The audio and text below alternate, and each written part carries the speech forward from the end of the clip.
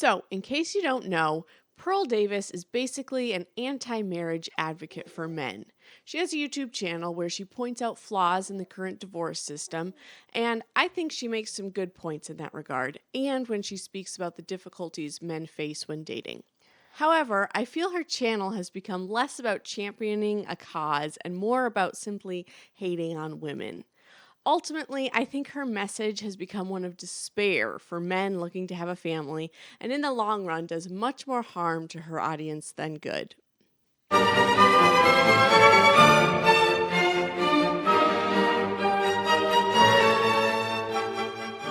Hi, my name is Margaret Mordahl. Welcome to my channel, Virtue Lies in the Middle, where we discuss current topics and try to remain as balanced as possible. Today, we're just going to be looking at some things Pearl has said and talking about them. So let's play the first one. I have said for years that there's no such thing as a traditional woman. Not me, not you. And anybody claiming to be traditional is just a liar. So, starting off strong here. Not a single woman in the world is a traditional woman. I admit, I do think that they can be hard to find, but in the right communities, they absolutely exist. And I think her standards for traditional women are that they're waiting till marriage and they submit to their husbands. I mean, I think I personally probably know like 100 women like that. They are definitely out there. Some conservatives, like Christian scholar and social researcher Shanti Feldhahn, claiming that the divorce rate is no higher than 25%. This is delusional nonsense, but there you have it. According to the commentators who deliberately want men to nut up and get hitched, the odds of your marriage falling apart aren't 50-50. They're 1 in 3 or even as low as 1 in 4.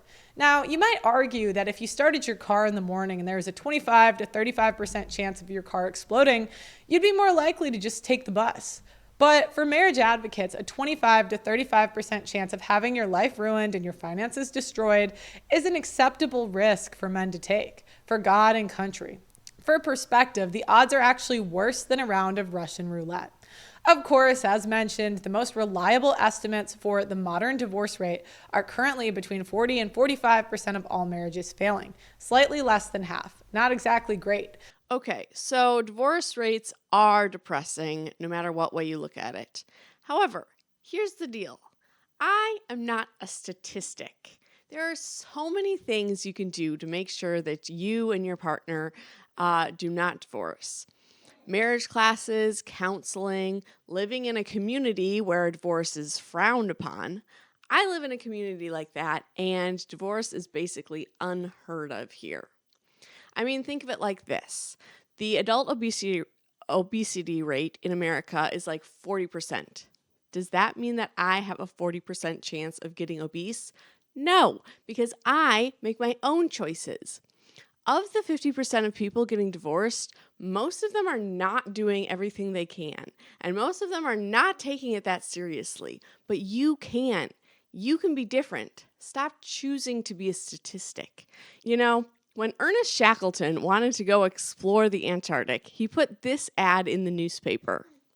Men wanted for hazardous journey, small wages, bitter cold, long months of complete darkness, constant danger.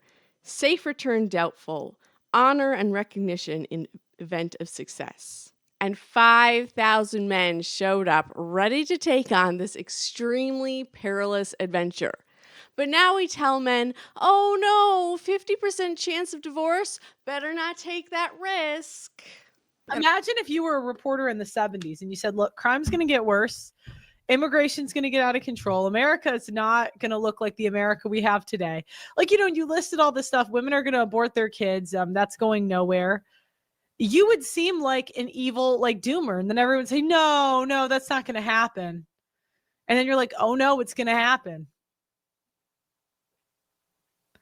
And you seem like the bad guy, but really you're the only one being honest, where everyone's like, we're going to, take down the system. No, you're not. We're YouTubers. Come on. Okay, so there's no hope.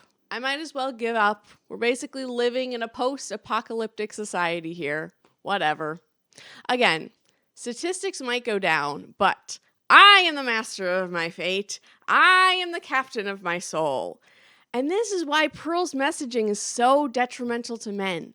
They don't have to completely turn society around. They just have to make a good life for themselves, which is entirely possible these days.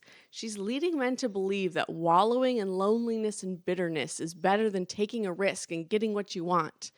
To be fair, she does say she thinks that it's cruel to sell hope. I think it's mean to sell hope. I think it's so mean to promise people something that there's no evidence is coming.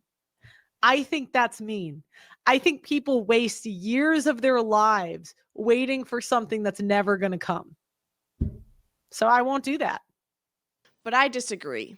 I think it's cruel to sell despair, especially when other people out here are thriving and making it work, showing that you don't need to despair. I think if you think otherwise, you need to get off the internet and touch some grass. That's all I have for you today. I'll see you in the next video.